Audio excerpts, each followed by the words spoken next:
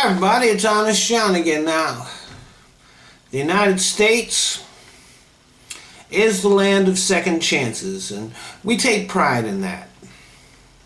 And there are countless stories of people who failed at first and through persistence, hard work, and maybe a little luck, pulled themselves back up and rose to the top. There are also stories of people who were forced to resign in disgrace from a high position and then managed to pick themselves up and find forgiveness and a return to success. And I'm all in favor of second chances, just not in every case. I think if a person makes a mistake or an error in judgment, they should have the opportunity to redeem themselves. I think most young people deserve second chances. Young people are expected to make mistakes.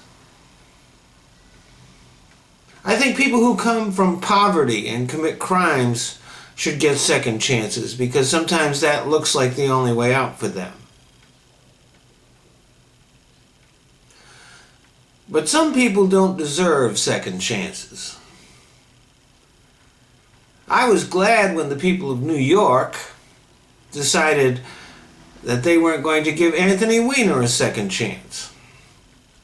Not because what he did was so terrible. Sexting is silly and stupid, but not really that terrible. But Weiner tried to pretend that that problem was behind him when it really wasn't. This deception and arrogance made him unworthy of a second chance, at least I thought. Then there are those who project an image to the world that is one thing while they lead a secret double life. Religious leaders, for example. Perfect example is the Catholic Church. For decades, perhaps hundreds of years, the Catholic Church was actively involved in covering up the molestation of children. And the cover-up extended from the local parish priests all the way into the Vatican, including several popes. And they are still sitting on records that would reveal the extent of what the church did. You know, it's funny. The Catholic Church believes in confession, but it's not about to confess its own sins. They've also laundered money for the mafia and for drug cartels. If ever an organization deserved to be abolished, it is the Catholic Church. And yet, millions of people flock to their churches, accept their teaching as divine, as divinely inspired, and give them their money. Unbelievable. And I don't think that rich people who steal should get a second chance. The financial crisis that created the fucked up economy that we are still living in was caused by the arrogance and greed of our wealthy elite. They engage in all kinds of fraud and deception. And this was system-wide. This wasn't just a few people. It wasn't an aberration.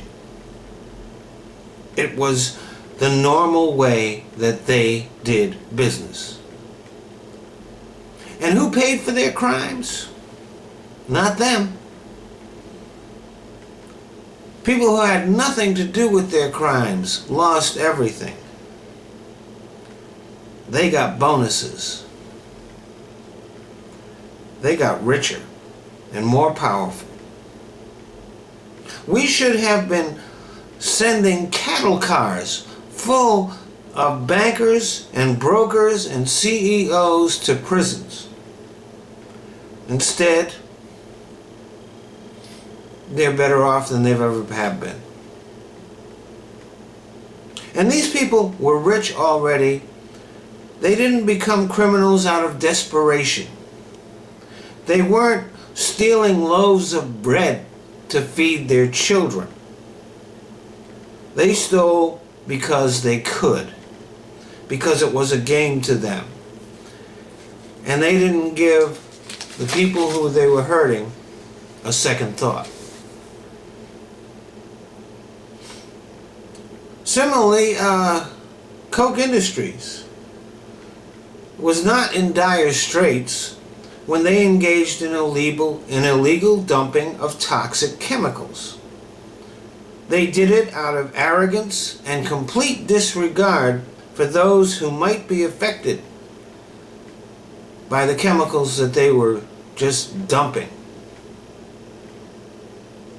And they will do it again if they feel like they can get away with it. They don't deserve a second chance. Any industry that they own, that they are involved with, that involves toxic substances, should simply be shut down.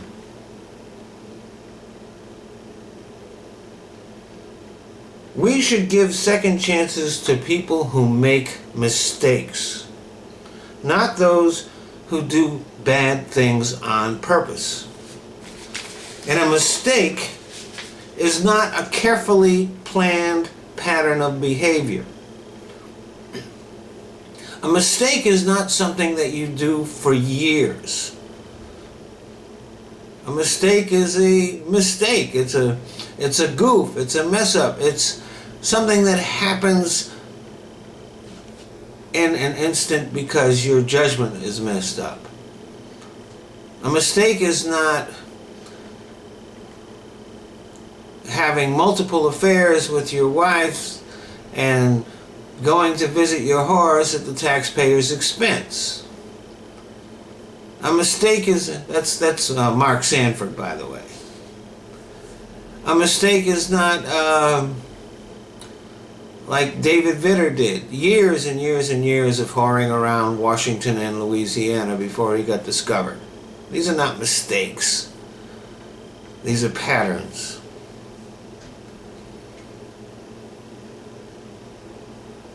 We should give second chances to those who are trying to pull themselves up from difficult circumstances, not to those who live in the lap of luxury, and not to those who pretend to be paragons of morality, who lecture others on morality while they secretly lead lives of depravity.